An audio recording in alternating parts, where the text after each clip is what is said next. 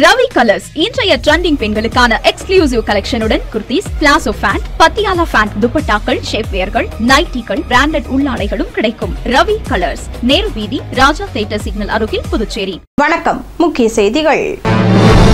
புதுச்சேரியில் மின் கட்டணம் மீண்டும் உயர்வு, யூனிட்டுக்கு 20 காசுகள் அதிகரிப்பு.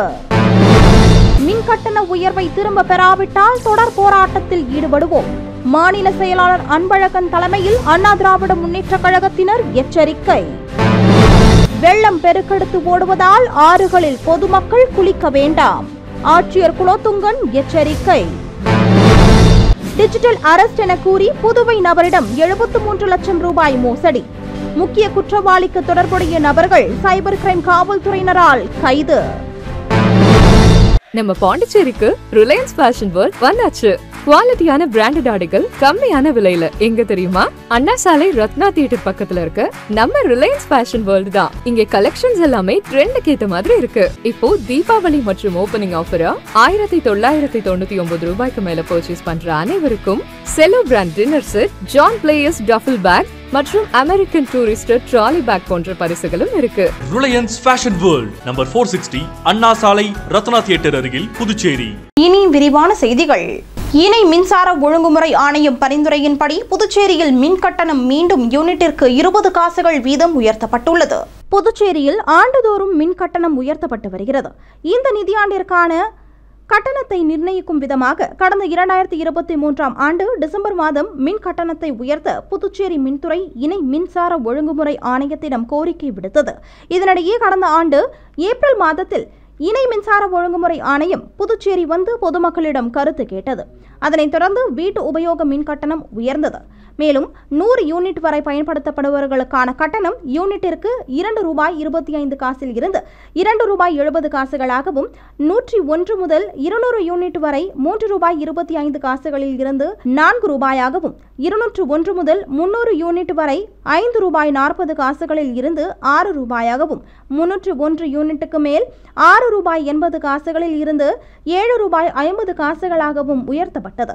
இந்த நிலையில் கடந்த ஜூன் மாதம் மின் கட்டணத்தை உயர்த்த மின்துறை முடிவு செய்தது. இதற்கு கடும் எதிர்ப்பு கிளம்பியதால் புதுச்சேரியில் வீடுகளுக்கு மின் கட்டண மானியம் வழங்கப்படும் என்று அரசு அறிவித்தது. அதன்படி யூனிட்டிற்கு 45 காசுகள் வரை மானியமாக வழங்கப்பட்டு வருகிறது. இதனிடையே கடந்த செப்டம்பர் மாதம் தணிக்கைத்துறை தாக்கல் செய்த அறிக்கையில் புதுச்சேரி மின்துறையில் மட்டும் 257 முறைகேடு மற்றும் கையாடல் சம்பவங்கள் நடைபெற்றுள்ளதாகவும் இதில் மின்துறைக்கு 27,14 லட்சம் ரூபாய் இழப்பீடு ஏற்பட்டுள்ளது என்றும் தெரிவிக்கப்பட்டிருந்தது. இந்நிலையில் தற்போது மின் கட்டணத்தை உயர்த்த இணை மின்சார ஒழுங்குமுறை ஆணையம் பரிந்துரைத்துள்ளது.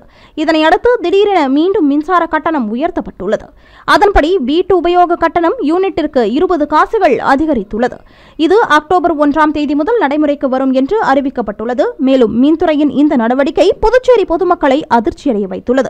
இதனிடையே மின் கட்டண உயர்வு குறித்து பேசியுள்ள அமைச்சர் நமச்சிவாயம், புதுச்சேரியில் மின் கட்டணத்தை 20 காசுகள் உயர்த்த வேண்டும் என்று இணை மின்சார ஒழுங்குமுறை ஆணையம் பரிந்துரை செய்துள்ளதாகவும் இந்த கட்டணத்தை அரசை ஏற்றுக்கொள்ள அரசு முடிவு செய்துள்ளதாகவும் அவர் தெரிவித்தார். புதுச்சேரி மாநிலத்தில் மின் கட்டண உயர்வுக்கு எதிர்ப்பு தெரிவித்து அண்ணா திராவிட முன்னேற்ற கழகத்தினர் மின்துறை தலைமை அலுவலகம் முன்பு கண்டன ஆர்ப்பாட்டத்தில் ஈடுபட்டனர்.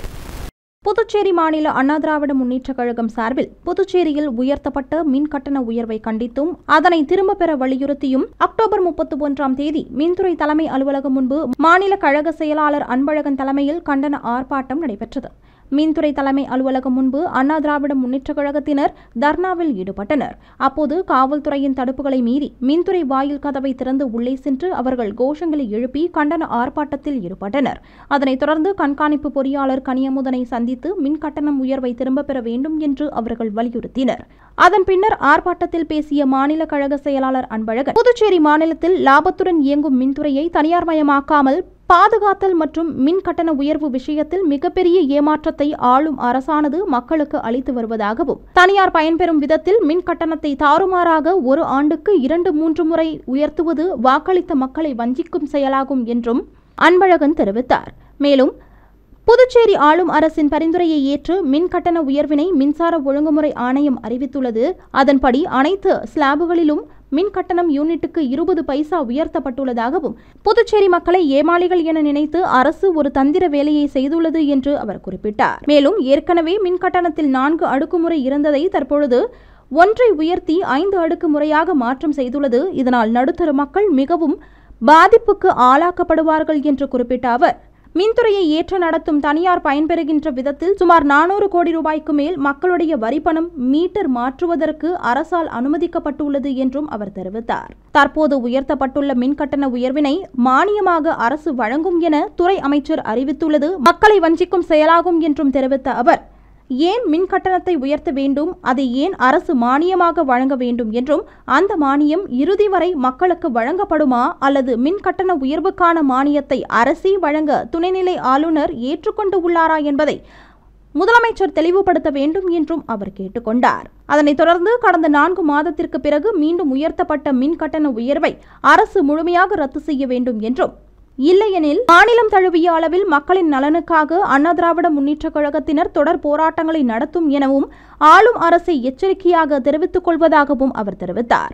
இந்த ஆர்ப்பாட்டத்தில் மாநில துணைத் தலைவர் முன்னாள் சட்டமன்ற உறுப்பினர் ராஜாராமன், மாநில இணை செயலாளர்கள் வீரம்மாள், புதுச்சேரி நகர கழக செயலாளர் அன்பழகன், மாநில துணை செயலாளர்கள் குணசேகரன், கணேசன், நாகமணி, கிருஷ்ணமூர்த்தி உட்பட கழகத்தினர் பலர் திரளாக கலந்து கொண்டனர்.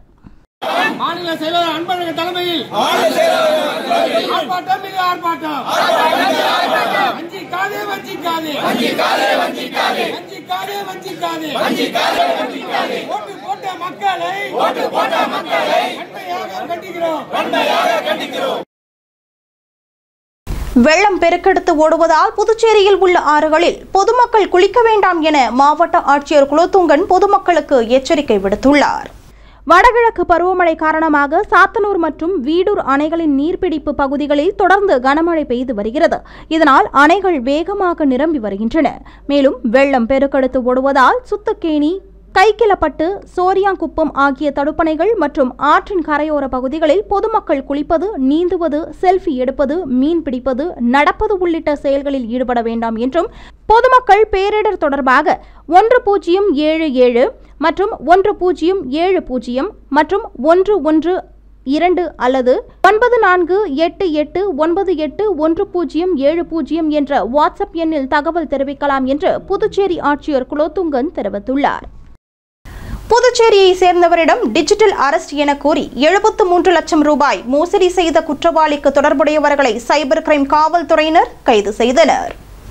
புதுவையை சேர்ந்த நபரை தொடர்பு கொண்ட இணைய வழி மோசடிக்காரர்கள் உங்களுடைய ஆதார் கார்டு, செல்போன் எண்கள் ஆகியவற்றை பயன்படுத்தி தைவான் நாட்டிற்கு போதைப் பொருட்கள் கடத்தப்பட்டுள்ளது என்றும், உங்கள் ஆதார் கார்டு மற்றும் செல்போன் எண்களை பயன்படுத்தியே போதைப் பொருட்கள் கடத்தப்பட்டுள்ளதால் நீங்கள் தான் அதற்கு பொறுப்பு என்று தங்களை டிஜிட்டல் அரெஸ்ட் செய்துள்ளதாகவும், தங்களை வீட்டை விட்டு எங்கே செல்லக்கூடாது என்றும், தங்களுடைய வங்கிக் கணக்கில் உள்ள பணத்தை அனைத்தையும் தான் கூறும் வங்கிக் கணக்கிற்கு மாற்றுங்கள் என்றும், அப்படி இல்லை என்றால் உங்களை டிஜிட்டல் அரெஸ்ட் செய்துவிடுவேன் என்று மிரட்டியதாக கூறப்படுகிறது. இதனால் அதிர்ச்சியடைந்த அவர் தனது வங்கிக் கணக்கில் இருந்த 73 லட்சம் ரூபாய் பணத்தை மேற்படி இணைய வழி மோசடிக்காரர்கள் சொன்ன வங்கிக் கணக்கிற்கு அனுப்பியுள்ளார். பின்னர் இது சம்பந்தமாக அவர் கொடுத்த புகாரின் அடிப்படையில் சைபர் கிரைம் காவல்துறையினர் வழக்கு பதிவு செய்து விசாரணை மேற்கொள்ளப்பட்டு பல்வேறு தகவல்கள் திரட்டப்பட்டது. தொடர்ந்து சைபர் கிரைம் டூல்ஸ்களின் மூலம் விசாரணை மேற்கொண்டதில் குற்றவாளி அடையாளம் காணப்பட்டு விசாரணை மேற்கொள்ளப்பட்டதில் புகார்தாரர் ஏமாற்றப்பட்ட பணத்தில் சுமார் 10 லட்சம் ரூபாய் பணம் KVB வங்கிக் கணக்கு ஒன்றிற்கு போடப்பட்டுள்ளது என்றும் கண்டறியப்பட்டது. மேற்கண்ட வங்கிக் கணக்கில் தொடர்புள்ள செல்போன் எண்ணை ஆராய்ந்து பார்த்தபோது திருவள்ளுவர் மாவட்டம் மதரப்பாக்கத்தில் அது கண்டறியப்பட்டுள்ளது. இது தொடர்பாக சைபர் கிரைம் காவல் நிலைய காவலர்கள் திருவள்ளுவர் மாவட்டம் மதரப்பாக்கத்திற்கு சென்று மேற்படி செல்போன் நம்பரை பயன்படுத்தியவரான பீரகா வம்சி என்பவரை அடையாளம் காணப்பட்டு அவரிடம் மேற்கொண்ட விசாரணையில் வாட்ஸ்அப் மூலம் அறிமுகமான அடையாளம் தெரியாத சைபர் மோசடி செய்பவரின் அறிவுறுத்தலின்படி அவர் தன்னுடைய பெயரிலும் தனது மனைவியின் பெயரிலும் 2 வங்கி கணக்குகளை திறந்து அதனுடைய விவரங்களை மேற்கண்ட அடையாளம் தெரியாத நபரிடம் கொடுத்து அதற்காக தலா ஒரு வங்கி கணக்கிற்கு 15,000 ரூபாய் வீதம் 2 வங்கி கணக்குகளுக்கு 30,000 ரூபாய் பணத்தை கமிஷனாக பெற்றுள்ளார் என்று தெரியவந்தது. அதன்படி 2 வங்கி கணக்குகளையும் ஆராய்ந்த போது மேற்படி வங்கி கணக்கு கணக்குகளில் 1 கோடிக்கு மேல் பண பரிமாற்றம் நடந்துள்ளது என்பதும் பற்றியும் அந்த வங்கிக் கணக்குகள் மீது பல்வேறு மாநிலங்களில் புகார் எழுந்துள்ளது பற்றியும் கண்டறியப்பட்டது. மேலும் குற்றம் சாட்டப்பட்ட நபரிடம் இருந்து cellphone, sim card, SD card, ATM card, bank passbook ஆகியவை பறிமுதல் செய்யப்பட்டன. பின்னர் குற்றம் சாட்டப்பட்டவர் புதுச்சேரி தலைமை நீதித்துறை நடுவர் முன் நீதிமன்ற காவலில் ஒப்படைக்கப்பட்டு பின்னர் காலாப்பட்டு சிறையில் அடைக்கப்பட்டார். புதுச்சேரியில் புகையிலை மற்றும் போதைப் பொருட்கள் ஒழிப்பு குறித்து மாவட்ட ஆட்சியர் குலோத்துங்கன் தலைமையில் ஆலோசனைக் கூட்டம் நடைபெற்றது. புதுச்சேரியில் புகையிலை மற்றும் போதைப் பொருட்கள் ஒழிப்பு குறித்து ஆட்சியர் தலைமையில் ஆலோசனைக் கூட்டம் நடைபெற்றது. ஆட்சியர் அலுவலக கூட்ட அரங்கில் நடைபெற்ற இந்த கூட்டத்திற்கு ஆட்சியர் குலோத்துங்கன் தலைமை தாங்கினார். மேலும் முதுநிலை காவல் கண்காணிப்பாளர் கலைவாணன் மற்றும் காவல் கண்காணிப்பாளர்கள், கல்வி, சமூக நலம், சுகாதாரம் உள்ளிட்ட அனைத்து துறை அதிகாரிகளும் இதில் பங்கேற்றனர்.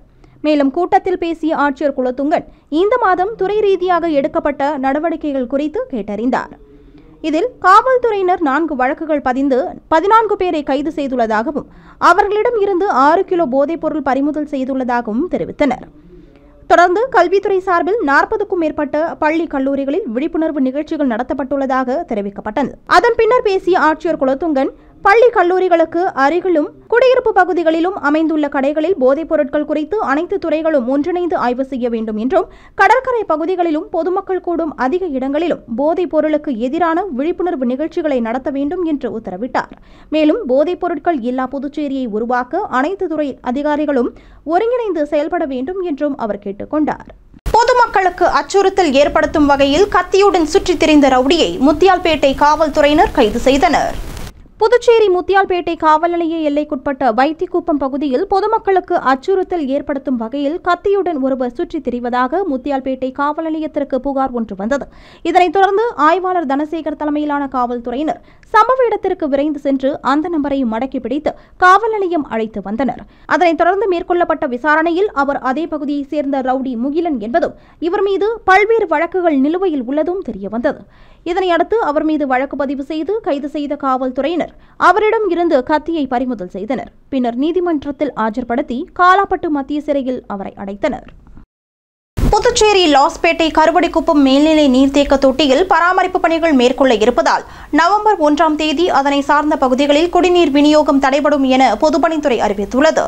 புதுச்சேரி லாஸ்பேட்டை குடிநீர் பிரிவு கருவடிக்குப்பம் மேல்நிலை நீர்த்தேக்க தொட்டியில் பராமரிப்பு பணிகள் மேற்கொள்ள இருப்பதால் நவம்பர் 1ஆம் தேதி சனிக்கிழமை அன்று மதியம் 12 மணி முதல் 2 மணி வரையில் கருவடிக்குப்பம் மற்றும் அதனை சுற்றியுள்ள பகுதியில் குடிநீர் விநியோகம் தடைபடும் என்று பொதுப்பணித்துறை அறிவித்துள்ளது. இனி வருவது புதுவையில் இன்றைய தங்கம் மற்றும் வெள்ளி விலை நிலவரம். இன்றைய தங்கம் வெள்ளி விலை விவரம். புதுவையில் இன்றைய தங்கம் வெள்ளி விலை விவரம் வழங்குபவர்கள் முத்து கோல்ட் ஹவுஸ், பாண்டிச்சேரி. தங்கம் 1 கிராம் 11,245 ரூபாய். இன்றைய தங்கம் வெள்ளி விலை விவரம். வெள்ளி 10 கிராம் 1,620 ரூபாய். இத்துடன் AMN செய்திகள் நிறைவடைந்தன. வணக்கம். புதுச்சேரி உங்கள் AMN TV செய்திகளை யூடியூபில் உடனுக்குடன் காண AMN TV பாண்டிச்சேரி சேனலை சப்ஸ்கிரைப் செய்யுங்கள். பெல் பட்டனை மறக்காமல் கிளிக் செய்யுங்கள்.